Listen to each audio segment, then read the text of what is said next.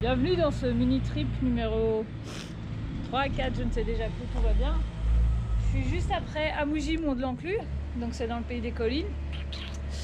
Et donc c'est mon premier mini trip avec le nouveau vélo, full équipé parce que j'ai la tente complète, de quoi faire le camping ce soir. Donc je vous déballerai tout ça en vidéo aussi, mais pas maintenant parce que c'est bien emballé, donc ça va m'emmerder de tout refaire. Et j'ai des trucs à l'avant, j'ai des trucs sur les côtés de l'avant que j'ai déjà un peu mangé. J'ai juste mes souhaits. J'ai juste pas pris les grandes gourdes à l'avant parce que j'allais avoir assez d'eau. Et j'ai choisi le merveilleux spot à côté d'un chantier pour vous faire tout ça, n'est-ce pas? Mais c'est parce qu'il y a quelques gouttes qui tombent et j'ai vraiment la flemme.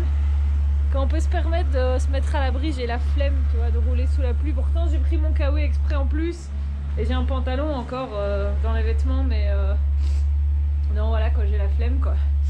Donc voilà, on va laisser passer ça. Puis j'ai un petit coup de mou, donc c'est bien. On va faire une petite pause, on va remanger un truc, fermer les yeux, et puis on est parti pour Ypres. Donc voilà.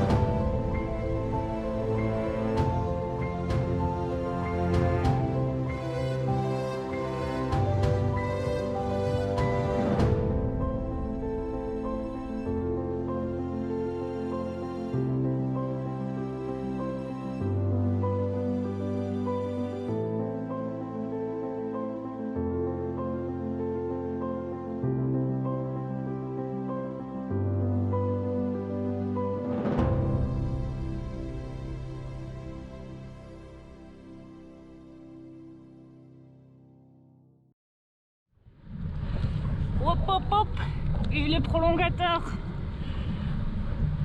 Même si je sais qu'il y en a qui m'ont dit oh, t'as mis des prolongateurs sur un gravel. Ah bah c'est vachement confortable, je peux vous dire. Surtout sur les lignes droites comme ça, et pour pas changer j'ai un peu de vent, hein. Je crois que je suis abonné. Et ben ça permet de garder le rythme, c'est super confortable.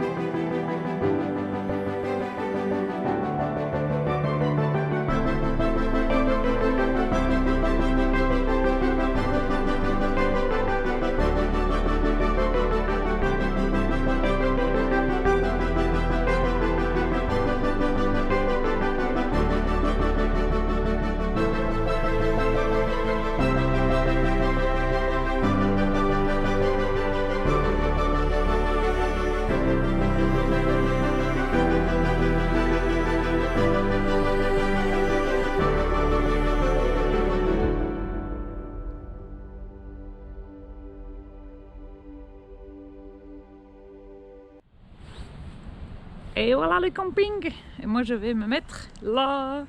Et du coup, tant qu'à faire, je vous le présente un peu plus joliment que dans l'abri de bus, n'est-ce pas? C'est mon petit Genesis Croix de Fer 20 de 2020, couleur Alt, donc rouge, qui est donc arrivé avec 7 mois de retard et que j'ai actuellement depuis 8 jours, 9 jours, je ne sais déjà plus. Bref, c'est notre premier voyage à tous les deux. Alors, il est full équipé Enna Bags, tout partenariat proposé et que j'ai accepté avec plaisir parce que ça correspondait à mes besoins, qu'on a pris le temps de discuter de ce que j'avais besoin et de voir ce qui était adapté et que voilà, c'était très sympathique de sa part, ça nous arrange tous les deux. Donc voilà. Alors, j'ai ma grosse sacoche ici derrière qui, d'après les commentaires sur Twitter, ça vous fait halluciner. Elle est annoncée avec 13 ou 14 litres, il me semble, de capacité, donc c'est un peu plus qu'une petite fonte hors clip, donc voilà. C'est juste que moi, ce matin, je me suis décidée en dernière seconde, j'allais quand même prendre la veste, on sait jamais. Et alors, je me trimballe quand même ce pied pour mettre la GoPro pour filmer ça un peu plus proprement. Il n'y a rien à faire, les piquets de la tente, ça prend toujours de la place. Et alors, dès que tu cuisines, tu as ta popote, et c'est ça qui prend un peu de place devant aussi, donc voilà. Je vais déballer tout ça après. Ici j'ai ma petite sacoche top tube où il y a la batterie pour mettre chargée et puis aussi la Boostify que j'attrape directement. Alors la grande sacoche de cadre de ce côté-ci, donc j'ai glissé ma trousse de toilette que je me suis rendu compte que j'oubliais. En fait j'ai tout mon kit mécanique pour réparer et j'ai tapé mes clés. Il y a le Lederman, il y a des bonbons acidulés parce que ça rentrait bien là. Et alors en fait c'est une poche qui est séparée en deux. Parce qu'ici il y a un petit filet en mèche qui me permet de ne pas tout faire partir. Et du coup j'ai mes petits phares, il y avait un câble, il y a mon portefeuille. C'est les trucs qui ne doivent pas aller au fond et que j'ai besoin d'attraper plus facilement, quoi. Alors ici, sacoche sous les prolongateurs. Donc c'est vraiment une sacoche qui est faite pour être sous les prolongateurs, mais qui pourrait aussi se mettre ici. Si par exemple j'ai une cage ou un truc du genre, quoi. Et alors du coup, je me voyais quand même pas partir sans cadenas, mais je savais pas où le mettre et j'ai de l'inspiration ce matin. Il y a des sangles de l'autre côté, donc voilà. Et alors j'ai actuellement j'ai une bouteille de chaque côté et il me reste encore une compotine, mais donc voilà, c'est juste les petites boissons que je mets en plus. Donc voilà, on va déballer tout ça un peu proprement. Elle s'attache. Il y a une sangle ici en plus. Puis on a les clips là en dessous. Hop, on la tient. Et voilà. Une. Et j'avoue que celle du prolongateur, je vais l'enlever aussi, mais a priori celle-là, je la laisserai dessus, quoi. Mais ces 4 sangles, faut juste pas la perdre. Hop. Hop. Et celle-ci que j'oublie à chaque fois. Ça, c'est pour la perdre. Hop. Voilà. Et ça fait 2 beaux sacs. Donc, hop, alors, j'ai des mousquetons. Merci Bouli. Alors, je perds mes écouteurs déjà, moi. J'ai des super mousquetons qui m'ont permis de caler ce matin la tasse pour empêcher que le sac avec la popote glisse parce que j'avais pas fait 5 km que je perdais déjà des bouts. Non, c'était pas tombé par terre, mais c'est quand même passé. C'était pas une très bonne idée. Alors ici, il y a ce truc là qui est vachement serré du coup parce que j'ai tout serré super fort. Hop, c'est ma popote dans laquelle il y a encore des trucs. Ma veste, mon super kawé. Hop. Alors j'ai 2 poches en plus. Ça c'est une petite bâche, je me suis décidée aussi en dernier moment pour l'utiliser, mais du coup je peux mettre mes affaires dessus. Je me suis dit que s'il pleuvait, parce que la météo n'était pas terrible, il fallait que je puisse m'abriter pour faire à manger. Hop.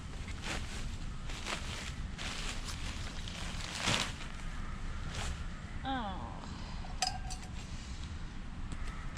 Voilà, les piquets de la tente. Ici, c'est le matelas. Merci Bouli. De l'autre côté, c'est les petites bâches pour aller sous la tente, mais le terrain n'est pas trop humide donc ça va. le reste des piquets de la tente. Il me faut déjà 2 bâches pour couvrir le bas. Et alors j'avais aussi pris au cas où des ficelles, mais là ça c'est overkill, je vous l'admets. Le reste a priori non. Hop. L'essuie, les coussins, la trousse de secours. Alors, ce qui prend le plus de place évidemment, c'est les 2 bouts de la tente et le sac de couchage. Et voilà. Donc ça a l'air plein, ça a l'air super beaucoup, mais en fait je vous assure que c'est juste ce qu'il faut quoi. Hop là.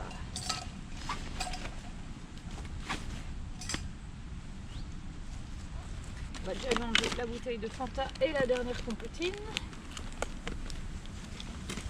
Alors on va lui refermer les... ça parce que sinon ça je me connais, je les perds. Hop. Et on avouera que ce sera quand même moins pratique.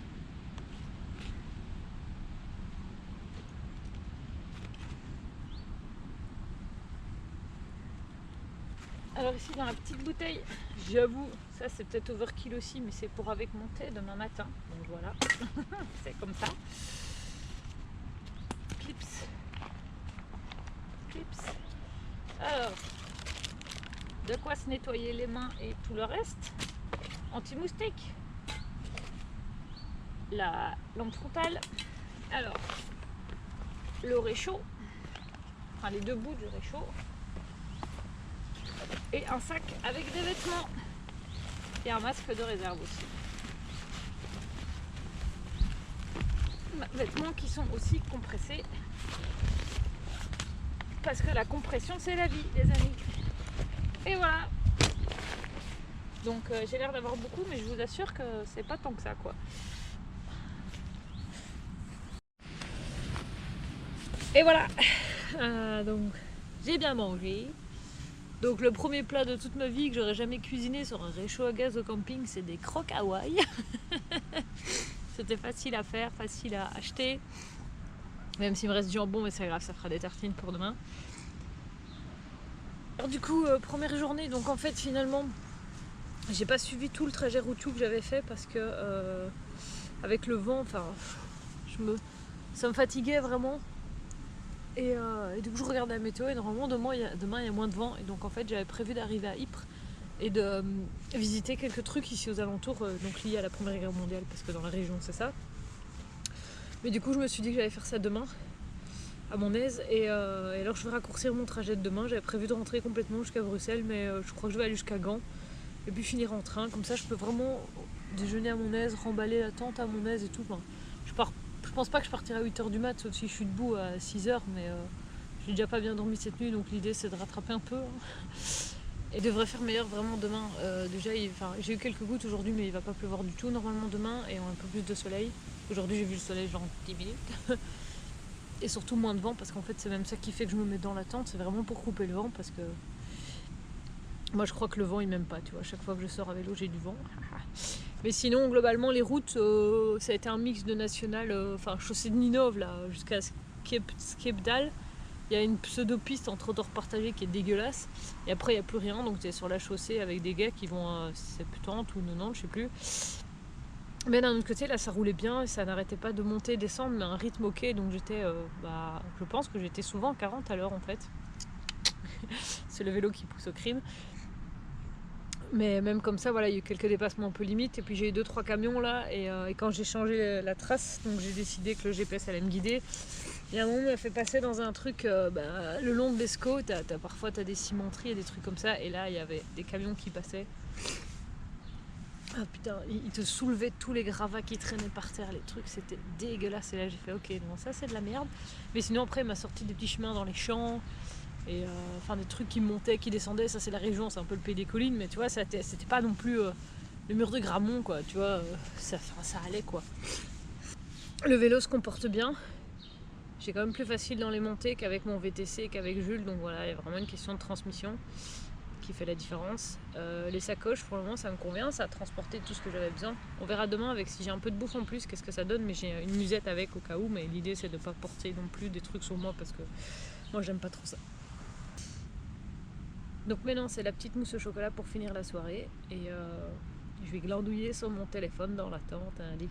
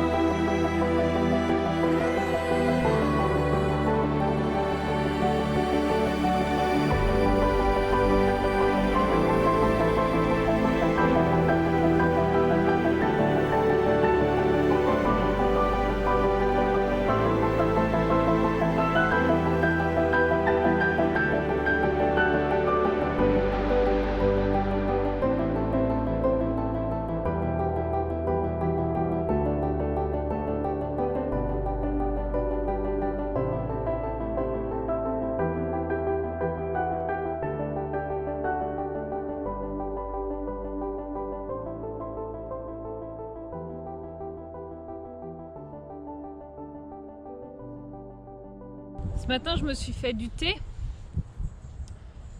dans cette gourde-là et du coup, je vais tester si c'est encore chaud ou pas. Bon, déjà, il y a de la condensation. Waouh! Il est encore super chaud. Attends, il est 12h53 et j'ai dû le mettre dans la gourde à 8h ou 8h30. Waouh, ils mentent pas quand ils disent que ça tient bien chaud.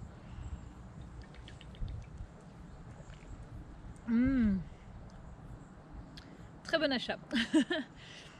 Et elle a gardé au frais hier, donc il n'a pas fait chaud, donc je vais voir si ça chauffait l'eau.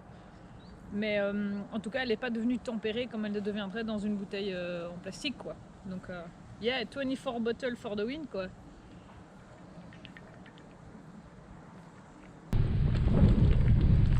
Voilà, polyvalence de ce vélo, par contre, c'est magnifique. Je passe de la route à ça, c'est de la terre là, ou des cailloux, machin, pas de soucis.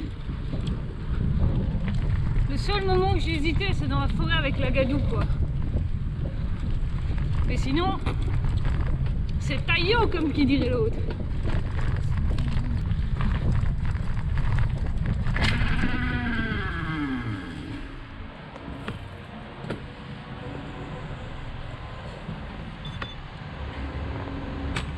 Voilà, le gros caillou dans les garde-boue pour faire plaisir à ceux qui disent que ça sert à rien les garde-boue.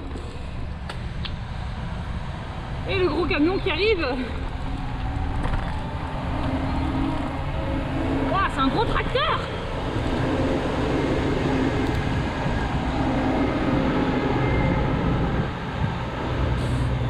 C'est quoi cette descente de piste quoi? Putain, alors évidemment il y a une file de bagnoles. Il y a toujours une saveur particulière sur le dernier kilomètre. Et voilà. Attends. Elle est plus loin la gare. Elle est là-bas.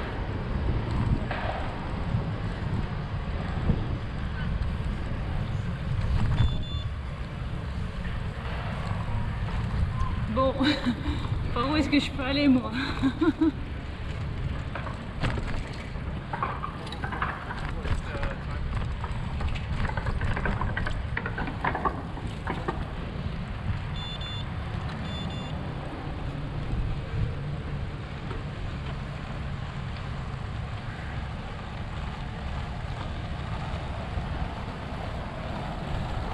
Et voilà.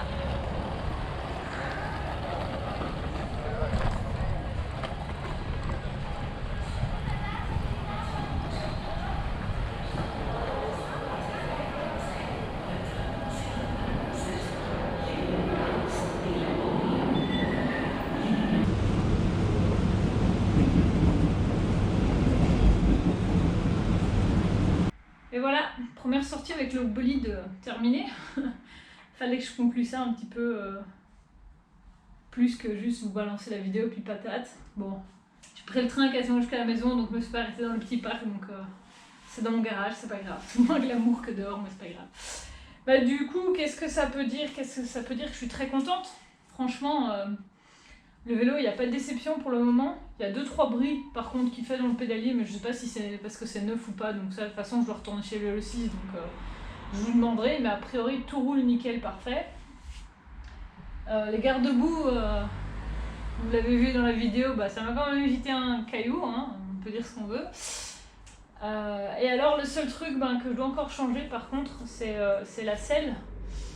J'ai commandé une C17 Cambium All Weather Carved, donc celle avec un trou, et ça je peux vous dire que ça fait la différence, là je l'ai senti.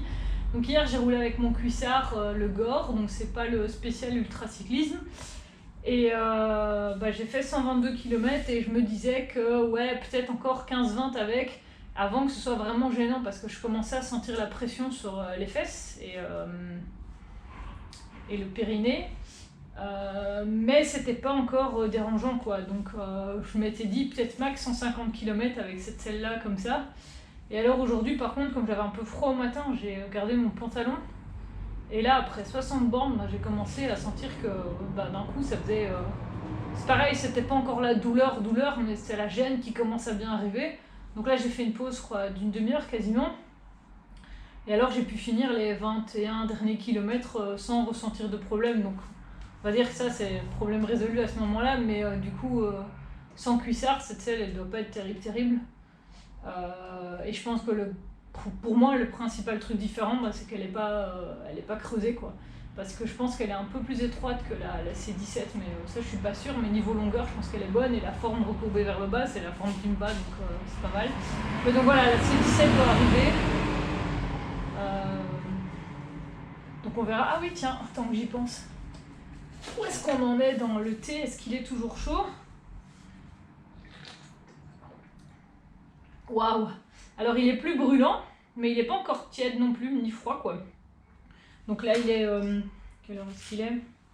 16h32, donc ça fait... on va dire que ça fait 8 heures que c'est dans la gourde, et c'est chaud quoi. Franchement. Très bon achat, je recommande. Donc j'ai pas utilisé les porte-gourdes avant, et j'ai bien fait parce que je me serais trimballé beaucoup trop d'eau. Et puis c'est pas très grave, je voulais voir déjà comment ça se faisait comme ça. Bon, je dois faire un meilleur système d'attache pour le cadenas parce que...